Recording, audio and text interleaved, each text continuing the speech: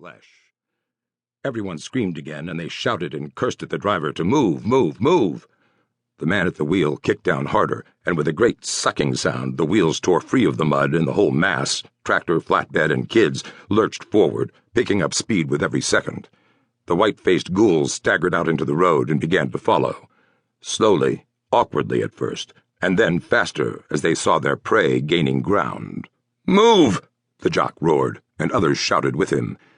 The ghouls were trotting now, their awkward gait becoming more orderly as they gained momentum. They were gaining. Up ahead, the road bent around past a stand of old weeping willows, and the driver shifted gears and kept kicking the gas pedal. "They're coming!" Claire shrieked. The tractor was moving faster and faster now, the cold air whipping past the faces of the kids. The ghouls were 30 yards back. 25. 20. The jock was mumbling, "This isn't happening. This isn't happening," over and over again as he clung to his girlfriend. The tractor took the curve as fast as the driver could manage it, with the flatbed canting sharply to one side, and all the kids screaming again as they were pushed one against the other. It cleared the curve, and there in the distance were the lights of the main building. Everyone was still screaming as the tractor roared down the last 100 yards toward the big barn where scores of people stood, each of them caught in a posture of surprise, turned toward the sound of the big engine and the constant screams. Claire turned and looked back, but the shadows along the road had closed over the leading ghoul. It was gone. Maybe it had given up. She sank back against the nearest person, clutching the stranger's sleeve and weeping brokenly. "Billy," she kept saying. "Billy." The tractor jerked to a stop by the barn, and the crowd surrounded the flatbed. The driver stood up, turned around to the kids on the flatbed, and then gave them a bright grin that stretched from ear to ear. "And that, kids, concludes our ride," he said, giving everyone a little bow. The kids on the flatbed stared at him in total, comprehensive shock. Claire was the first one to stand up. She turned to the other kids, smiled sweetly, took a bow of her own, and let one of the crowd help her down to the ground. The kids on the flatbed were still stunned to silence. The driver, a small man named Malcolm Crowe, who had dark hair, dark eyes, and a wicked grin, plucked his hat off his head and waved it toward the barn. "There's refreshments at the concession stand, and if you haven't had enough for one night, visit our haunted house. Only $5, and it'll scare the bejesus out of you." He winked at the shocked white faces, and then hopped down to the ground.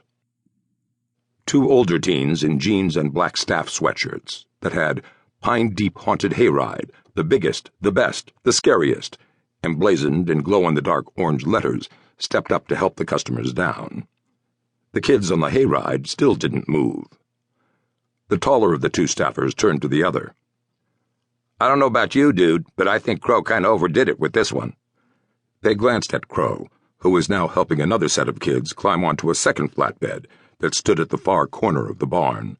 A third tractor and flatbed was already vanishing into the far distance, where the complex maze through the cornfields began. Claire was with him, sipping a Diet Pepsi that someone had given her, and chatting airily to Crow, sharing the highlights. The shorter staffer said, "Oh, you think?" It took them a couple more minutes to convince the huddled teens on the flatbed that everything was all right. It was the jock who broke the spell. He forced a laugh that was supposed to sound like he knew it all the time. "It's all planned," he said. "Those two, the girl, the kid that got killed, all part of the show." He patted his girlfriend's arm. "I knew it all along. It's more fun if you play along." She looked up at him with a measure of contempt on her face. "Tommy, you screamed like a girl." She hopped down and trotted off to the bathroom on wobbly legs, leaving the jock to try and paste on a look of cool indifference. His expression would have been more convincing if his face weren't gleaming with sweat, despite the 46-degree temperature. Over at the barn, Malcolm Crowe handed the tractor keys to an older man who wore an ancient Pine Deep scarecrow's ball cap over a perpetually sour face. "Coop," Crowe said, still grinning, "you should have seen the looks on their faces. Jesus!" He laughed bent over, hands on his knees, ribs convulsing, shaking his head back and forth like a dog. "Claire and Billy? I'm telling you, Coop,